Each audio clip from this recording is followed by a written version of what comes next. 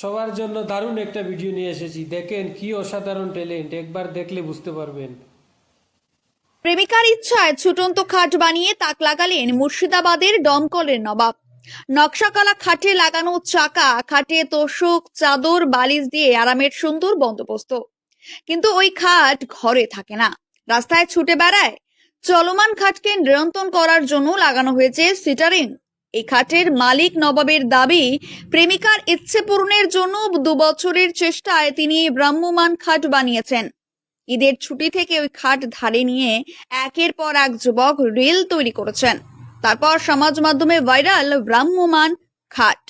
মঙ্গলবার দমকলের রানীনগর, শেখপাড়া, গোধনপাড়া, কাহারপাড়া, রায়পুর এলাকায় খাটটিকে নিয়ে ঘুরতে বেরিয়েছিলেন অনেকে। ভিডিওতে দেখা যাচ্ছে ভিড় রাস্তায় ছুটে চলছে নবাবী এই খাট। খাটের দুদিকে রয়েছে 2টি লুকিং গ্লাস আর গাড়ির আসনে গদি তোষক। সেই খাটের ওপর আয়েশ করে বসে এক যুবক।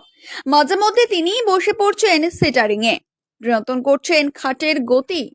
নবাব জানাচ্ছেন, খাটটিকে চলমান করতে ব্যবহার করেছেন 800 সিসির একটি ইঞ্জিন। তার দাবি, এটি একটি প্রোটোটাইপ। মানুষের ভালো লাগে কিনা বুঝতে ঈদের দিন রাস্তায় নামিয়েছিলাম। কাজ শেষ করতে আরো কয়েক মাস লাগবে বলে সে জানায়। কিন্তু কিভাবে এবং কেন এমন অদ্ভুত খাট তৈরি করলেন নবাব? নবাব জানায়, নদীর পাড়ে সন্ধ্যায় বসেছিলাম। প্রেমিকা বলল, এত সুন্দর পরিবেশ, খাট থাকলে এখানেই ঘুমোতাম। এনে দিতে তো পারবি না। পারবি কি আমার জন্য? সেটাই চ্যালেঞ্জ হিসেবে নিলাম। ওর আবদার বলে কথা, তাই বানিয়েই ফেললাম এই খাট।